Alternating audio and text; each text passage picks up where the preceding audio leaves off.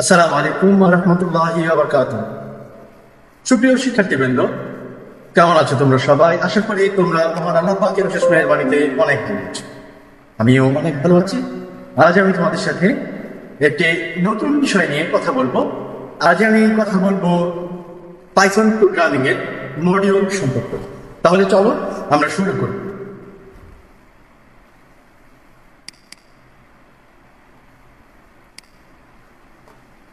Python programming এর module সম্পর্কে জানার আগে আমি তোমাদেরকে একটা গল্প বলে শুরু করতে চাই।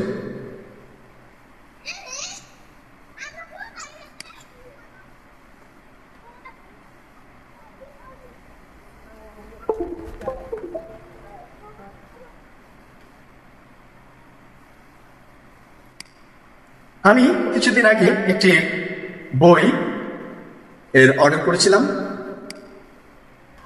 এবং বইটি অর্ডার করে আমি যখন রকমারিতে বইটি অর্ডার করেছিলাম তখন আমার এই বইটি রকমারিতে অর্ডার করার পরে ওরা আমার সাথে কন্ট্যাক্ট করে এবং আমি ওদেরকে আমার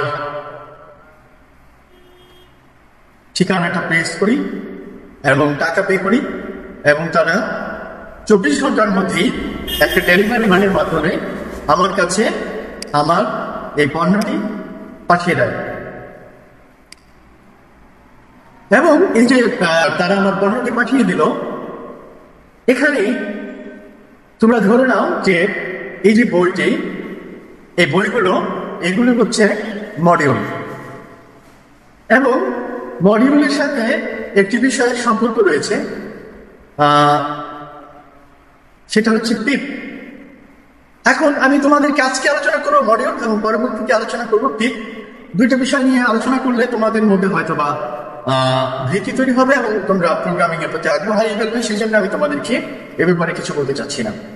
তাহলে চলো আমরা শুরু করি। জাস্ট একটা কি বিষয় যে আমি অনেক করে একটা কিছু বই অর্ডার করলাম এবং বই অর্ডার করার পরে তারা আমার সাথে যোগাযোগ করলো এবং তারা একটি ডেলিভারি ম্যানের মাধ্যমে আমার বইগুলো আমার ঠিকানায় পৌঁছে দিল। এক্ষেত্রে আমাদের এই যে বই, এই বইগুলো হচ্ছে module.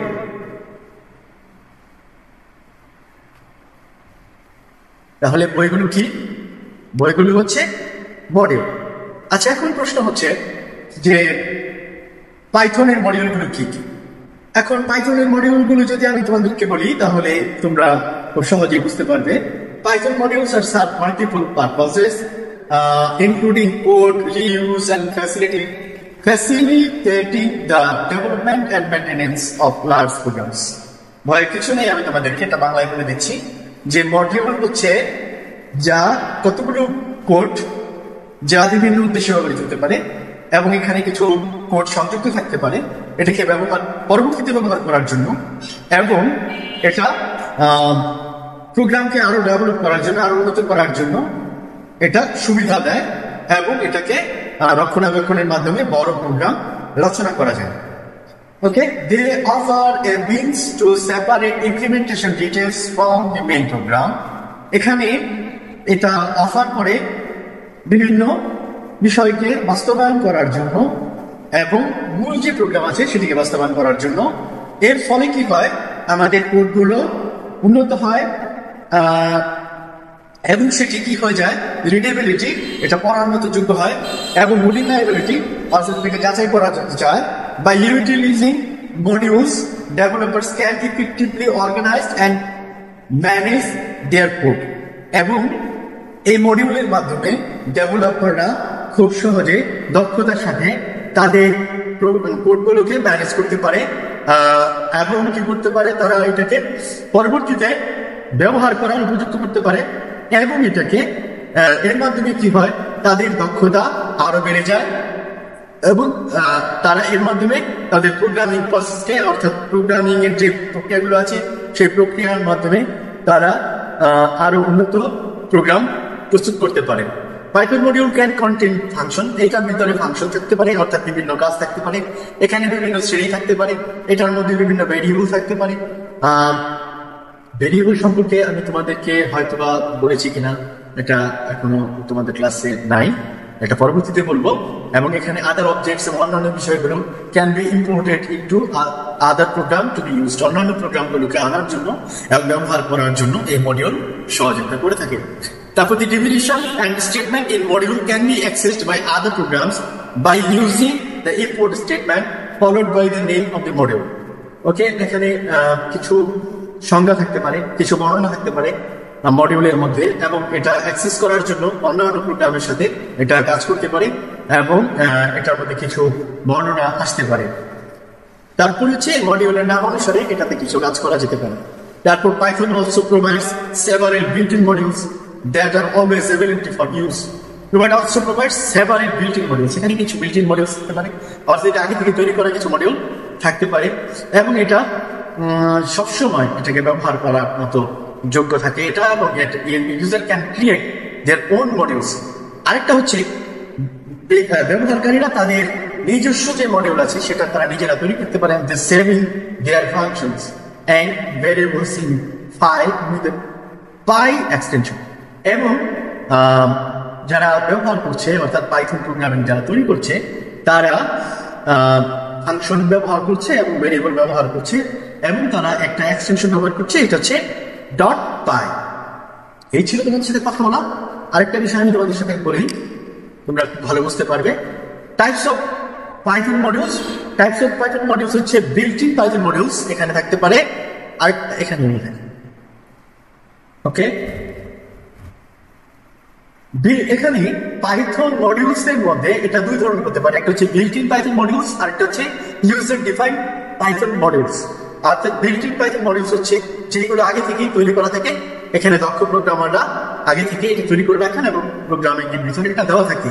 User defined Python modules অর্থাৎ ব্যবহারকারীরা ব্যক্তিগত প্রয়োজনে ব্যবহার করতে পারে, যে মডিউলকে ব্যবহার করতে পারে সেটা হচ্ছে ইউজার ডিফাইন্ড মডিউলস। পরবর্তীতে কি আসছে, বিল্ট-ইন পাইথন মডিউলস এর ভেতরে আছে ম্যাথ, অর্থাৎ এখানে কিছু কঠিন গাণিতিক কিছু বিষয় থাকে, এবং এখানে কিছু জ্যামিতিক কিছু ফাংশন থাকে, এবং এখানে কিছু যৌক্তিক কিছু ফাংশন থাকে। ডেটের ক্ষেত্রে এটা বিল্ট-ইন থাকে, এবং ডেটের ক্ষেত্রে এখানে ডেট এন্ড টাইম নির্ধারণ করা থাকে। এই ক্ষেত্রে আমরা ডেট পরিবর্তন করতে পারি অথবা ডেট টাইম দুটাই পরিবর্তন করা যায়। OS অর্থাৎ operating system provides a way interact with the underlying operating system, অর্থাৎ এখানে অপারেটিং সিস্টেমের ভেতরে এটাকে ব্যবহার করা যেতে পারে। এটাকে রিডিং, এটা কি করতে পারি আমরা অপারেটিং সিস্টেমের ভেতরে এই প্রোগ্রামের মাধ্যমে আমরা রিডিং করতে পারি, আমরা রাইটিং করতে পারি, বিভিন্ন ফাইলসকে এক্সিকিউট করা যায় এবং বিভিন্ন কমান্ডকে বাস্তবায়ন করা যায় এবং কাজ করা যায় ডিরেক্টর অনুসারে, অর্থাৎ নির্দেশনা অনুসারে কিছু কাজ করা যায়। এখানে কিছু সিস্টেম থাকে, অপারেটিং সিস্টেমের পরেও কিছু সিস্টেম ফাইল থাকে, এই ফাইলগুলোকে প্রোভাইড করা যায় ভেরিয়েবলসের মাধ্যমে এবং পাইথনের ইন্টারপ্রেটারের মাধ্যমে। এখানে পাইথন ইন্টারপ্রেটার এবং ভেরিয়েবলস কি এই সম্পর্কে আমাদেরকে বিস্তারিত বলবো। তারপর হচ্ছে কমান্ড লাইন আর্গুমেন্টস, এখানে কিছু চুক্তি থাকতে পারে, কমান্ড লাইনের ক্ষেত্রে কিছু চুক্তি থাকতে পারে, এখানে সত্য মিথ্যা থাকতে পারে, কোন একটা কাজ এটা হতে পারে, যদি এটা হয় তাহলে এটা না, অথবা যদি এইভাবে হয় তাহলে এভাবে না, অর্থাৎ যদি তুমি না আসো তাহলে আমি যাবো না, এরকম কিছু হতে পারে। অর্থাৎ এখানে কিছু শর্ত প্রযোজ্য হতে পারে, যদি এটা হয় তাহলে এটা হবে না, অর্থাৎ একটি হলে আরেকটি হবে না, অর্থাৎ একটি সত্য অথবা আরেকটি মিথ্যা হবে, অর্থাৎ একটি ইয়েস অথবা একটি নো হতে পারে। এক্ষেত্রে এগুলোকে এই পাইথন প্রোগ্রামিং, বিল্ট-ইন পাইথন মডিউলসগুলোকে ব্যবহার করা হয়। তারপর হচ্ছে পাইথনের ভার্সন এবং location of the Python executable, অর্থাৎ এখানে কিছু স্ক্রিপ্ট লেখা হতে পারে, যে এখানে কিছু পাইথনের ভার্সন অনুসারে এখানে কিছু পরিবর্তন করা যেতে পারে এবং এখানে লোকেশন অনুসারে পরিবর্তন করা যেতে পারে। তারপর এই পাইথনগুলোকে এক্সিকিউট করা যেতে পারে, অর্থাৎ এটাকে নির্বাহ করা যেতে পারে, অর্থাৎ এটাকে বাস্তবায়ন করা যেতে পারে। নেক্সট আসছি, পরে আসছি user defined Python modules. User defined Python modules হচ্ছে, আমি বলেছি তোমাদেরকে যে এটা হচ্ছে এমন একটি মডিউল যেটা ব্যবহারকারী নিজের প্রয়োজনে থেকে সৃষ্টি করে থাকে, অর্থাৎ তৈরি করে থাকে এবং তাদের এই প্রজেক্টগুলোকে ছোট করে থাকে, অর্থাৎ সংক্ষিপ্ত আকারে এটা করে থাকে। দিস মডিউলস ক্যান কন্টেইন, এই মডিউলসের ভিতরেও ফাংশন থাকতে পারে, তারপর ফাংশন মানে হচ্ছে বিভিন্ন কাজকর্ম থাকতে পারে, তারপর এখানে বিভিন্ন শ্রেণী থাকতে পারে, এটার মধ্যে বিভিন্ন ভেরিয়েবলস থাকতে পারে, অর্থাৎ চলক থাকতে পারে, ভেরিয়েবল থাকতে পারে, চলক থাকতে পারে, এন্ড বিভিন্ন তারপরে বিভিন্ন কোড থাকতে পারে, এবং এটাকে বিভিন্ন সময় এটাকে পুনরায় ব্যবহার করা যেতে পারে, এবং এটার মধ্যে বিভিন্ন ধরনের স্ক্রিপ্ট লিখতে পারে ইউজার যারা ব্যবহার করে তারা।